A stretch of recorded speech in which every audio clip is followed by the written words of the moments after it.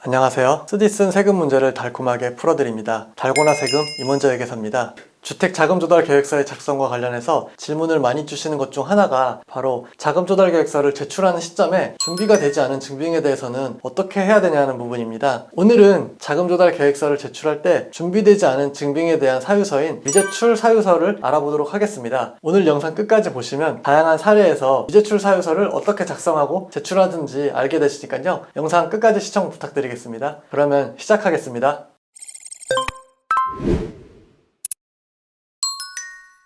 미제출 사유서란 무엇이냐? 투기과열지구의 경우에는 자금조달계획서뿐만 아니라 관련 증빙까지 함께 제출을 해야 되는데요. 이 증빙이 준비가 되지 않은 경우 제출하는 것이 바로 미제출 사유서입니다. 일반적으로 자금조달계획서와 관련 증빙의 제출 시점은 계약일로부터 30일 이내입니다. 근데 우리가 통상 아파트나 주택을 매매하게 되면은 계약금부터 잔금일 지급까지의 기간이 보통 2, 3개월 그리고 더 길게 되는 경우도 흔히 발생합니다. 이런 경우에는 자금조달 사건 자체가 아예 발생하지 않았을 수도 있고 자금조달은 완료되었어도 자금조달과 관련된 증빙을 준비하기 어려운 경우가 있습니다. 이 경우에는 미제출 사유서를 작성하고 제출하셔야 되는데요. 가끔 미제출 사유서를 제출하게 되는 경우 문제가 되는 게 아닌지 궁금해하시는 분들이 계신데요. 자금조달 계획서와 함께 미제출 사유서를 같이 제출하는 경우는 굉장히 흔히 있는 일이니까 크게 걱정하지 않으셔도 됩니다. 그러면 미제출 사유서 양식을 보면서 어떻게 입력하는지 한번 알아보도록 하겠습니다. 지금 보시는 양식이 국토부 거래관리 시스템에서 공시하고 있는 증빙서류 미제출 사유서입니다. 크게 한 4가지 항목으로 구분할 수 있는데 자조서 기재 항목이 있고요. 그 다음에 이제 증빙자료에 대한 부분, 그 해당 증빙자료의 제출 여부, 그리고 미제출 사유입니다. 자조서 기재 항목을 보시면 자금조달 계획서의 내용과 일치하는 것을 보실 수 있습니다. 그리고 증빙자료에는 증빙자료 예시들이 나와 있죠. 그리고 제출 여부, 미제출 사유가 있는데요. 먼저 여러분들이 자조서에 기재한 항목들을 한번 표시해 보시면 됩니다. 예를 들어서 예금액으로 조달액이 있다고 가정을 해볼게요. 그때 예금잔액 증명서를 같이 준비해서 자금조달 계획서와 함께 제출했다면 제출 여부에 동그라미 표시를 해주시면 됩니다. 미제출 사유에는 제출 완료라고 표시를 해주시면 됩니다.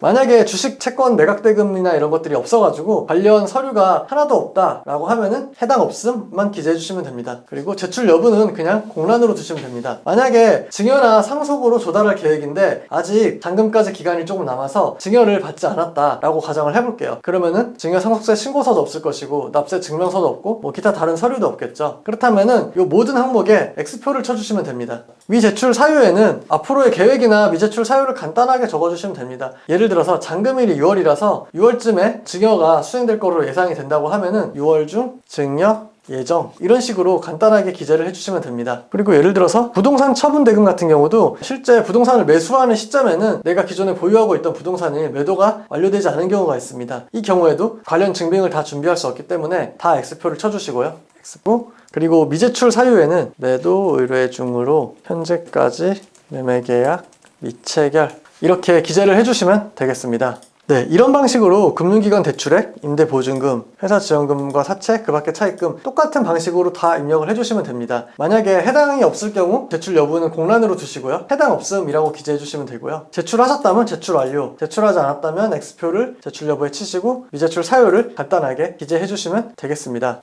네, 이렇게 미제출 사유서는 자금조달 계획서만 잘 작성이 완료가 됐으면은 그 이후에 후속 절차이기 때문에 작성이 생각보다 굉장히 간단하고 단순합니다. 여기서 또 추가로 많이 주시는 질문이 있는데요. 자금조달 계획서의 내용이 실제와 많이 달라지는 경우가 있습니다. 이런 경우 어떻게 하냐고 많이 질문들을 주시는데요. 특별히 추가 절차를 요구하지는 않습니다. 다만 사후 서명 요청 시 크게 달라지지만 않고 그 부분들을 잘 설명할 수 있다라고만 하면 크게 문제되지가 않기 때문에 크게 걱정하지 않으셔도 되는데요. 그 대신에 관련 내용들을 미리 확인하시고 관련 증빙들은 미리 준비해 놓으시면은 향후 서명 요청이 왔을 때 훨씬 더 빠르고 유연하게 대응할 수 있으니까요. 미리 준비해 두시는 것을 권장을 드립니다. 오늘은 이렇게 미제출 사유서에 대해서 알아봤습니다. 궁금증이 해결되셨나요? 세금 문제로 잠 못 이루시는 분들이 없도록 여러분들의 꿀잠을 책임지는 달고나 텍스 임원자 회계사였습니다. 감사합니다.